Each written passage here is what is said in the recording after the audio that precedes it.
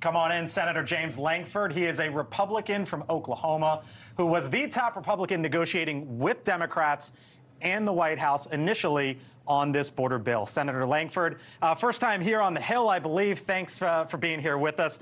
Appreciate the time. Yes. So you heard the White House there, that they're pushing for this, right? And you initially pushed for this. You negotiated it with Democrats, sure, with Kristen Sinema, independent, with the White House.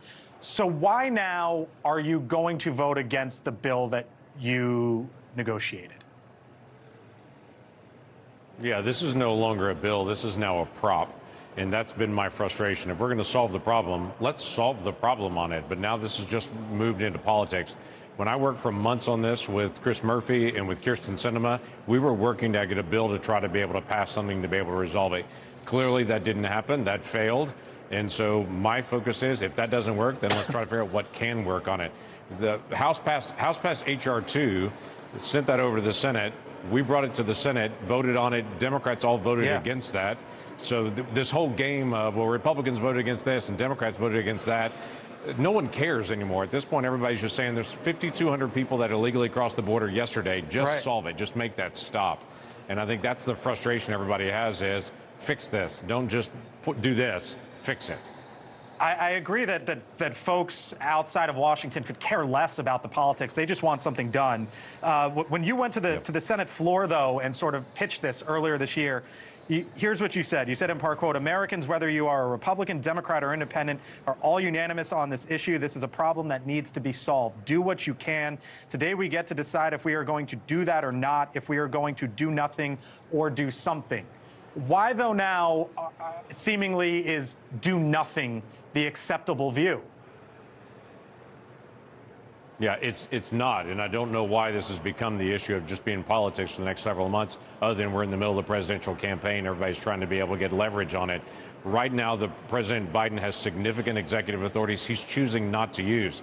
You don't even have to compare it to President Trump. You can go back to President Obama. We have the exact same immigration laws under President Obama, President Trump, and President Biden. If I go back to President Obama, they had about 500,000 people a year that were illegally crossing the border. Under President Biden, same exact laws, same exact executive authorities.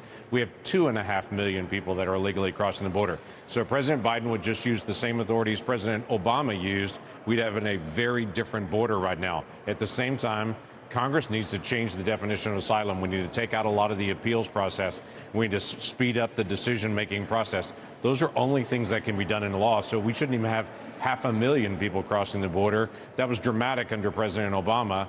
We shouldn't have that anymore. So that's what we were trying to do with this piece of legislation, is to be able to resolve that. At the end of the day, there's been no real work on this since we worked on it several months ago. My focus is, if we really want to pass something, get everybody back in the room again, try to resolve it.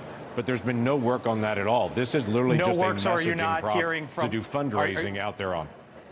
Are you not hearing from the White House at all? Have you spoken to the president recently or his team? The White House has not reached out. The president has not reached out. No Democrat has reached out. Chuck Schumer has not reached out to me on this one. The way that I found out this bill was coming back up was I got a text message last week from a Democrat colleague saying, hey, this is going to come up next week for a vote. So there's been zero work on this.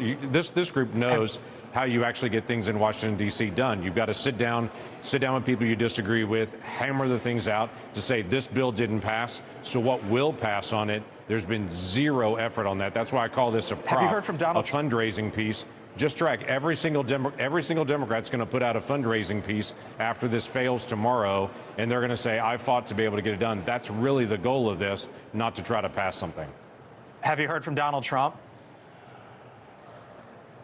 I have not, actually. No, he's not called me on it either on it. So the other interesting thing no one's talking about on this is watch and see how many Democrats voted for this when it had Israel and Ukraine funding attached to it versus tomorrow when it comes back up, because there'll be a whole group of Democrats that will not vote for it tomorrow. So the numbers will be less tomorrow than what they were 2 months ago when this came up. And that's the frustration that I have with this is we need to show momentum that we're getting things done, not that it's getting worse. You mentioned the word frustration. Are you frustrated at all that Trump killed the first bill, the one that you negotiated? Yeah, I'm frustrated with the whole process on that, to say the least. Obviously, President Trump came out and said, hey, this is not good politics. Wait till the presidential election to be able to resolve this. There were folks that came out and gave all kinds of false information about the bill. There was the famous, it lets 5,000 people in every single day, which is completely 100% false. But there was all that kind of rumor that was out there. It takes away executive authority. It makes things worse. We heard it all. But when you actually go through the bill, it actually increases the number of agents, doubles the deportation flights, increases the number of screenings that are actually done, speeds up the screenings, takes away a lot of the appeals process to get to a faster decision, changes the way the asylum is done. It makes a very significant difference. Did it get everything we wanted in it? No, but it got a lot of things done in it, and that's where I'd love to see this or something like it pass. But to do that, you've got to have a real effort to be able to get it done, and that's not what we're seeing this week. We're just seeing a messaging vote. I want to leave you with this, Senator. White House memo today, in which they name you in it, by the way, if you haven't seen it. But here's the headline. Quote, while President Biden sides with U.S. Border Patrol, congressional Republicans side with fentanyl traffickers. What would you say to the White House? Painful, and they know that's wrong. I would tell you we got a 20% increase in the price of groceries, 55% increase in the price of gasoline since Biden has been president. The only price that's gone down is fentanyl. That's because we've had an open border and we're flooded right now with fentanyl into our country. So if President Biden wants to implement the border the same way President Obama did, he could do that right now, and it would dramatically reduce the amount of fentanyl coming into our country and people that are coming into our country that mean to do us harm, because we've had a skyrocketing number of what they call special interest aliens that are coming in the last 18 months. Folks from China, from Russia, from Pakistan, from West Africa, from the Middle East, from Tajikistan. These folks are coming in very high numbers now that we have no criminal history and no way to be able to connect why they're coming. We'll leave it there. Senator James Lankford from Oklahoma. Appreciate the time, sir. We hope to have you on back here on the Hill. You bet.